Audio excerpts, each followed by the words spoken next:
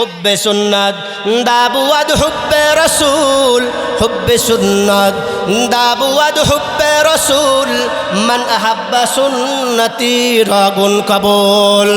ও বন্ধু, নবীর সুন্নতকে যদি আঁকড়ে ধরা যায়, নবীর সুন্নত তরিকায় যদি নবীকে ভালোবাসা যায়, অবশ্যই অবশ্যই সেটা ছোট আমল হোক আর বড় হোক না কেন, প্রত্যেকটা আমল আল্লাহ পাক রব্বুল আলামিনের দরবারে কবুল হয়ে যাবে। কথা বলেন ঠিক কিনা? অতএব নবীকে পরিপূর্ণভাবে ভালোবাসতে হবে। নবীর জন্য আমাদের এই জান মাল কুরবানি করতে হবে। আমাদেরকে স্লোগান দেওয়া লাগবে, আমাদেরকে এক হওয়া লাগবে, আমাদেরকে নেক হওয়া লাগবে। আমরা চাই অনতি বিলম্বে কাদিয়ানীদেরকে বাংলার জমিনে অমুসলিম তথা কাফের বলে ঘোষণা করতে হবে। আমরা চাই কি চাই না? সবাই বলেন চাই কি চাই না? আমরা স্লোগান দিব, নবীর পরে নবী নাই সংসদে। সবাই বলে না কেন? নবীর পরে নবী নাই সংসদে। কাফের কাফের কাদিয়ানীরা, সবাই বলেন কাফের কাফের কাদিয়ানীরা, কাফের কাফের কাফের কাফের। আমরা সবাই চাই কিনা যে কাদিয়ানীদেরকে যে কোনো মূল্যে বাংলার জমিনে কাফের বলে ঘোষণা করতে হবে? আমরা চাই কিনা? বালাগাল উলা বিকামালিহি কাশাফাত দুজা বিজামালিহি হাসুনাত জামিউ খিসালিহি সাল্লু আলাইহি ওয়া আলিহি। ইয়া সাহিবাল জামাল ইয়া সাহিবাল জামাল ওয়া ইয়া সাইয়্যিদাল বাশার بوجهك الكريم نور القمر بلغ العلا بكماله كشف الدجى بجماله حسنت جميع خصاله صلوا عليه وآله। আলহামদুলিল্লাহ। মুআজ্জাজ মুহতারাম সম্মানিত উপস্থিতি, মুসল্লিন, আল্লাহ রাব্বুল আলামিন আমাদের সকলকে তালিম কুরআন ও সুন্নাহ মহিলা মাদ্রাসা কর্তৃক আয়োজিত আজকে এই জান্নাতের বাগানে আল্লাহ রাব্বুল আলামিন সকলকে আসার বসার তৌফিক দিয়েছেন। সেজন্য আসুন সকলে মহামুনির আলিশান দরবারে হৃদয়ের আবেগ ভালোবাসাকে উজাড় করে দিয়ে আকাশ বাতাসকে মুখরিত করে একমাত্র আল্লাহ রাব্বুল আলামিনকে সন্তুষ্ট করার লক্ষ্যে জবান করে একসাথে এক বাক্যে মধুর কালিমাত শুকর আদায় করি, বলি আলহামদুলিল্লাহ। লক্ষ কোটি দরুদ ও সালাম প্রেরণ করছি বিশ্ব মানবতার মুক্তির দূত উম্মতের কান্ডারি নবী, আপনার আমার আমাদের সকলের কলিজার টুকরা নবী, বিশ্ব নবী, শ্রেষ্ঠ নবী, নবীদের নবী, রহমত এবং বরকাতের নবী, আখির নবী জনাবে মুহাম্মদুর রাসূলুল্লাহ সাল্লাল্লাহু আলাইহি সাল্লামের প্রতি সকলে নবীর প্রতি ভালোবাসার শ্রদ্ধা রেখে হৃদয়ের আবেগ ভালোবাসাকে উজাড় করে দিয়ে একমাত্র আল্লাহ তাআলাকে সন্তুষ্ট করার জন্য নবীর প্রতি সকলে পুনরায় আরেকবার দরুদ পূরণ করি। সকলে পড়ি সাল্লাল্লাহু আলাইহি ওয়াসাল্লাম। সম্মানিত উপস্থিতি, সময় খুবই কম কিন্তু কথা অনেক বেশি। কোন কথা বলবো আর কোনটা বলবো না, কোনটা রেখে কোনটা বলবো, সময় স্বল্পতায় সব এলোমেলো হয়ে যায়। কোনো ভূমিকা নাই, সরাসরি আলোচনা। আমরা নবীর উম্মত, আল্লাহ তাআলা আপনাকে আমাকে নবীর উম্মত বানিয়ে এই পৃথিবীর বুকে প্রেরণ করেছেন। কথা বলেন ঠিক না ব্যাঠিক? আমরা আখির নবীর আখির উম্মত। আপনার আমার দাম অনেক বেশি, কিন্তু আপনি আমি জানি না, জানার চেষ্টাও করি না। কত মূল্য, কত দাম আপনার আমার, কত মূল্য আপনার আমার, আমরা জানি না। আমরা শুধু ছুটছি দুনিয়ার পিছনে। আল্লাহ রাব্বুল আলামিন আপনাকে আমাকে সবচেয়ে বড় একটা নিয়ামত, সেই নিয়ামতের নাম হলো ঈমান তথা তাওহীদ। আল্লাহ রাব্বুল আলামিন আপনাকে আমাকে ঈমানের মতো বড় একটা দৌলত দিয়েছেন, যেই দৌলতের দাম কেমন? বলে সাত আসমান আর সাত জমিনকে যদি এক পাল্লা রাখা হয়, পৃথিবীর যত স্বর্ণ রয়েছে, রূপ্য রয়েছে, যত দামি দামি সম্পদ রয়েছে, এই সবগুলোকে যদি এক পাল্লায় রাখা হয়, আল্লাহ রাব্বুল আলামিনের যে তাওহীদের বাক্য, ঈমানি বাক্য, যেটা আপনি আমি আমরা জবানে পড়েছি, কালিমা লা ইলাহা ইল্লাল্লাহ, আর এটাকে যদি এক পাল্লা রাখা হয়, সাত তবক আসমান, সাত তবক যেই জমিন রয়েছে, এই পাল্লাটা হালকা হয়ে যাবে, কালিমা লা ইলাহা ইল্লাল্লাহর পাল্লাটা ভারী হয়ে যাবে। জোরে বলেন সুবহানাল্লাহ। এমন একটা বড় সম্পদ আল্লাহ তাআলা আপনাকে আমাকে দিয়েছেন। আরেকটা বড় সম্পদ দিয়েছেন, সেটার নাম হলো আরেকটা বড় সম্পদ দিয়েছেন, সেই সম্পদ হলো আপনাকে আমাকে আল্লাহ তাআলা আখির নবী দান করেছেন। আখির নবী আপনাকে আমাকে আল্লাহ তাআলা দান করেছেন, শেষ নবী দিয়েছেন, শ্রেষ্ঠ নবী আপনাকে আল্লাহ তাআলা আপনাকে আমাকে দিয়েছেন। সেই নবীর দাম কেমন? সেই নবী যতক্ষণ পর্যন্ত জান্নাতের দরজায় যাবে না, জান্নাতের দরজা খুলবে না, হ্যাঁ, ততক্ষণ পর্যন্ত কোনো নবী রাসূল জান্নাতের দরজা খুলতে পারবে না। জোরে বলেন সুবহানাল্লাহ। ওই নবীর এত দাম, হাসর মাঠে আল্লাহ রাব্বুল আলামিন ওনার রাগ গুসা ভাগানোর মতো আল্লাহ রাব্বুল আলামিন কাহারের সিফাতে নিয়ে কাহারিয়াতের উপরে থাকবেন। আল্লাহর সামনে সেদিন কেউ কথা বলার সাহস পাবে না, আল্লাহর সামনে কেউ মাথা উঠিয়ে কথা বলতে পারবে না, আল্লাহর রাগ গুসা ভাঙানোর মতো সেদিন কেউ থাকবে না।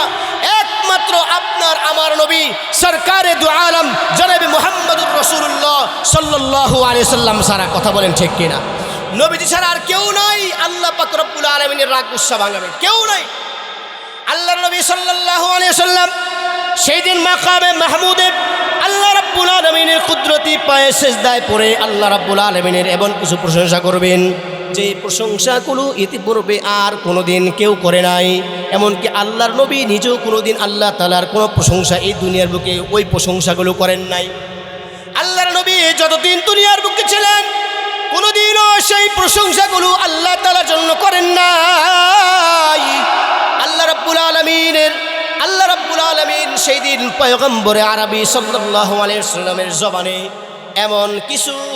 এমন কিছু কালেমা বের করে দিবেন, যেই কালেমাগুলো আল্লাহ রাব্বুল আলামিন তার পয়গম্বরের জবানে বের করে দেওয়ার কারণে আল্লাহর হাবিব সাল্লাল্লাহু আলাইহি সাল্লাম সেই দিন আল্লাহর কুদরতি পায়ে মাকামে মাহমুদে সিজদা দিয়া আল্লাহ তাআলার রাগ গুসা সেই দিন ভাগাবেন। কথা বলেন ঠিক কিনা? আল্লাহর নবী সাল্লাল্লাহু আলাইহি সাল্লাম সেই দিন আল্লাহ তাআলার এত প্রশংসা করবেন, আল্লাহ তাআলা খুশি হয়ে যাবেন আর বলবেন, হাবিব আমার আজকে আপনি মাথা উঠান, আপনি আজকে যার জন্য সুপারিশ করবেন আপনার পক্ষ থেকে সেই সুপারিশ গ্রহণ করা হবে। হাবিব আপনি আজকে যার জন্য সুপারিশ করবেন তার সুপারিশ গ্রহণ করা হবে, তার পক্ষে সুপারিশ কবুল করা হবে। আপনি আজকে যার জন্য সুপারিশ করবেন আপনি যা বলবেন সেইগুলো গ্রহণ করা হবে, কবুল করা হবে। আল্লাহর নবীকে আল্লাহ রাব্বুল আলামিন সুপার পাওয়ার দিয়ে দিবেন। আল্লাহ রাব্বুল আলামিনের প্রশংসা করে আপনার আমার পক্ষে নবীজি সুপারিশ করে করে উম্মতদেরকে জান্নাতের মেহমান বানাবেন। জুড়ে বলেন সুবহানাল্লাহ। এমন নবী আপনি আমি পেয়েছি যেই নবীর দাম সমস্ত নবীদের চেয়ে বেশি। কথা বলেন ঠিক কিনা? আল্লাহ রাব্বুল আলামিন পবিত্র কালামে বলেন, ওয়াল্লাযীনা আমানু আশাদ্দু হুব্বাল লিল্লাহ। কিছু মানুষ দুনিয়ার বুকে এমন আছে যারা ইমানদার, যারা বড় দামি, বড় ইমানদার, যাদের প্রেম ভালোবাসা আল্লাহ তাআলার জন্য হবে। এটা হবে প্রেম ভালোবাসা, যেটা হবে সেটা হবে তীব্রতর, অধিক ভালোবাসা। লিল্লাহ আশাদ্দু হুব্বাল লিল্লাহ, মানে প্রেমটা হবে, ভালোবাসাটা হবে আল্লাহর জন্য খুব বেশি, আল্লাহ রসুলের জন্য খুব বেশি। মানে আল্লাহকে ভালোবাসবে অধিক ভালোবাসা দিয়া, আবার আল্লাহ রসুলকে ভালোবাসবে অধিক ভালোবাসা দিয়া। মানে আল্লাহকেও ভালোবাসবে, আল্লাহ রসুলকেও ভালোবাসবে নিজের জীবনের চাইতেও বেশি, নিজের সন্তানের চাইতেও বেশি, নিজের আওলাদ, পরিবার পরিজন, এমনকি নিজের দল, এমনকি সমস্ত মানুষদের চাইতেও তারা আল্লাহ এবং আল্লাহর রসুলকে বেশি ভালোবাসবে। কথা বলেন ঠিক কিনা? যেমনটা ভালোবাসেছেন হযরত সাহাবায়ে কেরাম। বলে কেমন ভালোবাসা? আমরা চলে যাই বদরের যুদ্ধে, হযরত সাহাবায়ে কেরাম আল্লাহর নবী সাল্লাল্লাহু আলাইহি সাল্লামের সাথে হযরত সাহাবায়ে কেরামদের মধ্যে দুইটা পাঠ, এক হলো হযরত মুহাজিরিন সাহাবী, আর হলো হযরত আনসার সাহাবী। আনসার এবং সাহাবী দুই গ্রুপ মক্কা নগরী থেকে যারা আল্লাহর নবী সাল্লাল্লাহু আলাইহি সাল্লামের সাথে হিজরত করে মাতৃভূমি জন্মভূমি ত্যাগ করে নিজের ঘর বাড়ি বসত বাড়ি ত্যাগ করে আল্লাহ রসুলের ডাকে সাড়া দিয়া যারা মক্কা ত্যাগ করে ইয়াসরিব তথা মদিনাতে হিজরত করে যায় ওনাদেরকে বলা হয় মুহাজিরিন।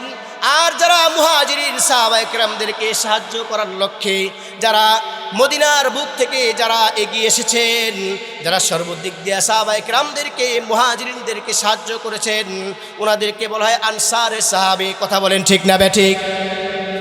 আল্লাহর নবী সাল্লাল্লাহু আলাইহি সাল্লাম 10 রমজান মাসে ঘোষণা করে দিলেন, ও আমার সাহাবীরা শোনো, আবু সুফিয়ানের একটি কাফেলা সিরিয়া থেকে ফেরত আসতেছে। সেই কাফেলার ভিতরে বহু সম্পদ রয়েছে, বহু প্রাচুর্য রয়েছে। তোমরা যদি আবু সুফিয়ানের পথকে অবরুদ্ধ করে দাও, আটকে দাও, তাহলে আল্লাহ রাব্বুল আলামিন আশা করা যায় তোমাদের জন্য কিছু গনিমতের মাল সেখানে তোমাদের জন্য আল্লাহ তাআলা রেখে দিয়েছেন। হযরত সাহাবায়ে কেরামকে আল্লাহর নবী সাল্লাল্লাহু আলাইহি সাল্লাম যখন এই ঘোষণা দিয়ে দিলেন, সাহাবায়ে কেরামকে আল্লাহর নবী ঘোষণা দেওয়ার পরে সাহাবায়ে কেরাম নবীর ডাকে সাড়া দিয়া নবীর সাথে রওনা হয়ে গিয়েছেন। আমার বন্ধুগণ, চলতে চলতে 15 রমজান যখন আসে, আল্লাহর নবী সাল্লাল্লাহু আলাইহি সাল্লাম বদরের প্রান্তরে যাইয়া হযরত সাহাবায়ে কেরামকে বললেন, ও আমার সাহাবীরা, আজকে তোমাদেরকে আমি যে উদ্দেশ্যে এখানে বদরের প্রান্তরে নিয়ে এসেছি, এই বদরের প্রান্তরে আরেকটা কাজ তোমাদের করা লাগবে। সেটা হলো আবু সুফিয়ানের নেতৃত্বে যে কাফেলা আসতেছে সিরিয়া থেকে, শাম থেকে, এই মালগুলো নেওয়ার জন্য যদি তোমাদের লড়াই করতে হয়, তোমাদের মধ্য থেকে কে কে আছে যে লড়াই করবে? মুহাজিরিন সাহাবী হযরত আবু বকর সিদ্দিক রাদিয়াল্লাহু তাআলা আনহু, ওনার নেতৃত্বে মুহাজিরিন সাহাবায়ে কেরাম বললেন, ইয়া রাসূলুল্লাহ, আপনি আমাদেরকে যেই পরামর্শ দেবেন, আপনি আমাদেরকে যা যা বললেন, ওগো আল্লাহর নবী, আমরা তাই করতে প্রস্তুত রয়েছি। জোরে বলেন সুবহানাল্লাহ। বদরের যুদ্ধে সাহাবায়ে কেরামের সংখ্যা কত ছিল জানেন? কত বলেন তো? 313 জন। আর মুশরিকদের সংখ্যা ছিল প্রায় 1000। কত? হযরত সাহাবায়ে কেরাম যখন জানতে পারলেন মক্কার মুশরিকদের সংখ্যা প্রায় 1000, আর ওই দিক দিয়া মুসলমানদের সংখ্যা মাত্র 313, মোকাবেলায় কেমন যেন 3 গুণ মুশরিকরা বেশি আর 3 গুণ সাহাবায়ে মুসলমানরা কম, মানে 3 গুণ বেশির সাথে এই 313 জন প্রায় 900 জন, 950 মানুষের সাথে কিভাবে লড়াই করবে? সাহাবায়ে কেরাম বিচলিত হয়ে গেলেন। একদিক দিয়ে রমজান মাস, ক্ষুধার্ত অভুক্ত রমজান মাস, কিভাবে? রমজান মাসে কোনো খানা নাই, দিনের বেলায় খানা নাই, সেহরি খাইছে, 1-2টা খেজুর খাইয়া সেহরি রয়েছে, সারাদিন অভুক্ত। আবার শতশত মাইল পারে দিয়া, বহু মাইল পারে দিয়া বদরের প্রান্তরে আসছে, সেখানে নবীজি আবার এসে বলতেছে লড়াই করা লাগবে, যুদ্ধ করা লাগবে। সাহাবায়ে কেরামদের মধ্যে, হযরত সাহাবায়ে কেরামদের মধ্য থেকে অনেকেই বিচলিত হয়ে গেলেন। আল্লাহর নবী সাল্লাল্লাহু আলাইহি সাল্লাম ঘোষণা করলেন, তাহলে তোমরা আমাকে সঠিক পরামর্শ দাও। মুহাজিরিনদের পক্ষ থেকে আবু বকর সিদ্দিক দাঁড়ায় গেলেন, ইয়া রাসূলুল্লাহ, আমরা প্রস্তুত রয়েছি, আপনি আমাদেরকে যা বলবেন আমরা প্রস্তুত, আপনার কথা মতো আমরা চলবো।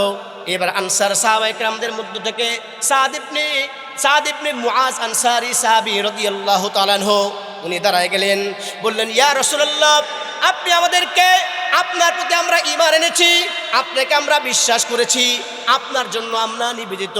ইয়া রাসূলুল্লাহ, আপনি যদি আমাদেরকে সাগরে ঝাঁপ দিতে বলেন গো নবীজি, আমরা সাগরের ভিতরে ঝাঁপ দেওয়ার জন্য প্রস্তুত রয়েছি। ওগো আল্লাহর নবী, আপনি যদি আমাদেরকে পাহাড় থেকে লাফ দিতে বলেন, তাহলে আমরা পাহাড় থেকে লাফ দেওয়ার জন্য প্রস্তুত রয়েছি।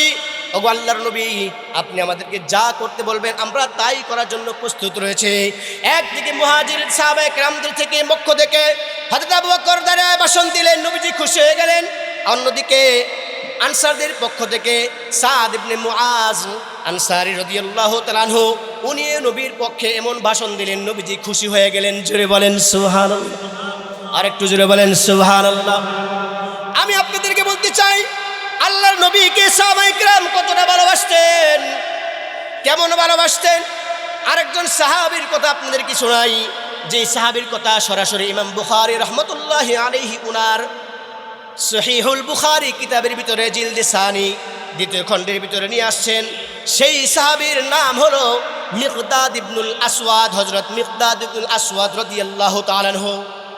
আল্লাহর নবীর সাহাবী মিকদাদ দাঁড়ায় গেলেন, দাঁড়া বললেন, ওগো আল্লাহর নবী, ওগো আল্লাহর নবী, আপনি আমাদেরকে যেই পরামর্শ দেন সেই পরামর্শ অনুযায়ী আমরা কাজ করার জন্য প্রস্তুত আছি। আপনি যদি আমাদেরকে লড়াই করতে বলেন আমরা লড়াই করব, আমাদের জান দিয়া মাল দিয়া আপনার পক্ষে আমরা লড়াই করব। আমরা বলবো না ওই কওমের মতো আমরা ওই কওমের মতো কথা বলবো না। অর্থাৎ বনী ইসরাইলরা যেরকম বলেছিল, বনী ইসরাইল জাতি যেইভাবে পয়গম্বর মূসাকে বলেছিল যে হে মূসা, আমরা এখানে বসে রইলাম, ইয়া মূসা ইযহাব আনতা ওয়া রাব্বুকা ফাকাতিলা ইন্না হাহুনা কাঈদুন। ও পয়গম্বর মূসা, ওই আমালিকা সম্প্রদায়ের বিরুদ্ধে আপনি আমাদেরকে লড়াই করতে বলেন, তারা তো শক্তিশালী একটা গোষ্ঠী, শক্তিশালী একটা দল, তাদের সাথে লড়াই করার মতো আমাদের ক্ষমতা নাই। ও পয়গম্বর মূসা,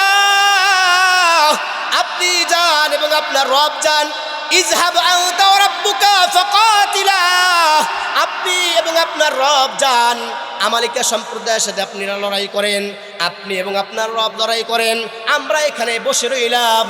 মিকদাদ ইবনুল আসওয়াদ রাদিয়াল্লাহু তাআলা আনহু, হযরত মিকদাদ রাদিয়াল্লাহু তাআলা আনহু বললেন, ওগো আল্লাহর নবী, আমরা পয়গম্বর মূসার মতো আমরা কথা বলবো না। লা নাকুলু কামা কাউলু বানি ইসরাঈল, বনী ইসরাঈল জাতি যেইভাবে পয়গম্বর মূসাকে বলেছিল, ও পয়গম্বর মূসা, আপনি এবং আপনার রব যান, আপনি এবং আপনার রব লড়াই করেন, আপনারা লড়াই করেন, আমরা এখানে বসে রইলাম। হযরত মিকদাদ বলেন, আমরা এই কথা বলবো না, বরং আমরা বলবো ওগো আল্লাহর নবী, আমরা বলবো ইন্না নুকাতিলু আমামাকা ওয়া খালফাকা। ওগো আল্লাহর নবী, আমরা আপনাকে বলবো, আমরা আপনার সামনে থেকে মক্কার মুশরিকদের সাথে লড়াই করব, আপনার পিছনে থেকে মক্কার মুশরিকদের সাথে লড়াই করব। ওয়া ইয়ামিনিকা ওয়া আন শিমালিকা। ওগো আল্লাহর পয়গম্বর, আমরা আপনার ডানে বামে থেকে মক্কার মুশরিকদের সাথে লড়াই করে আপনাকে পাহারা দিয়া বদরের প্রান্তরে আমাদের জান মালকে কুরবান করে দিব। জোরে বলেন আল্লাহু আকবার। এমন ভালোবাসা সাহাবায়ে কেরাম রিদওয়ানুল্লাহি আলাইহিম আজমাইন আল্লাহর নবীকে দেখিয়েছেন, যার কারণে আল্লাহর নবী সাল্লাল্লাহু আলাইহি সাল্লাম খুশি হয়ে গিয়েছেন। জোরে বলেন সুবহানাল্লাহ। কি ভালোবাসার নজরিয়া হযরত সাহাবায়ে কেরাম দেখিয়েছেন। কিন্তু আজকে আমাদের কি অবস্থা? সাহাবায়ে কেরাম যেই ভালোবাসা দেখিয়েছেন, আমাদের সেটার 70 ভাগের কেন 1000 ভাগের 1 ভাগও আমাদের নবীর প্রতি প্রেম আর ভালোবাসা নাই। কথা বলেন ঠিক না? আছে বলেন? নাই। যদি আজকে আমাদের প্রেম ভালোবাসা থাকতো, তাহলে ওই মির্জা গোলাম আহমদ কাদিয়ানী আপনার আমার নবীর রিসালাতের চাদর নিয়ে এখনো টান শেষরা করতে পারতো না। কথা বলেন ঠিক কিনা? নাই, আমাদের প্রেম ভালোবাসা নাই। এই জন্য দোস্ত, আমাদেরকে নবীকে পরিপূর্ণ ভালোবাসা লাগবে, মুহাব্বত করা লাগবে, যেমন সাহাবায়ে কেরাম ভালোবেসেছেন। এই জন্য আল্লাহ রাব্বুল আলামিন বলেন, ওয়াল্লাযীনা আমানু আশাদ্দু হুব্বাল লিল্লাহ। ইমানদারদের মধ্য থেকে এমন কিছু মানুষ আছেন, এমন কিছু ইমানদার আছে যারা আল্লাহকে ভালোবাসে, তবে তাদের ভালোবাসার মাত্রা অনেক বেশি, তাদের স্পিরিট অনেক বেশি। আল্লাহ রাব্বুল আলামিন যখন যেই নির্দেশ দেন, যখন যেই হুকুম দেন, সেটাকে তারা নিজের জান মাল দেওয়া হলো সেটা বাস্তবায়ন করার চেষ্টা করে। কথা বলেন ঠিক কিনা?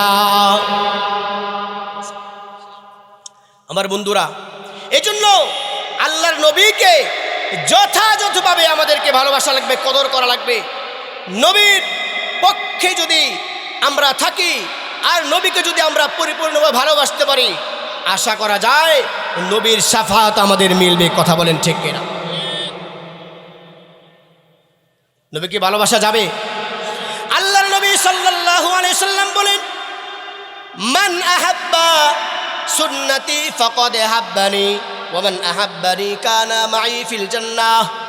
যে ব্যক্তি আমি নবীর একটা সুন্নতকে ভালোবাসলো, সেই আমার উম্মত কেমন যেন আমি নবীকে ভালোবাসলো। আর নবীকে ভালোবাসা মানে হলো, নবীকে ভালোবাসায় মানে হলো, নবীজি বলেন সে কেমন যেন আমি নবীজির সাথে জান্নাতের মেহমান হয়ে থাকবে। আমরা নবীর সাথে জান্নাত থাকতে চাই কি চাই না? সবাই বলেন চাই কি চাই না?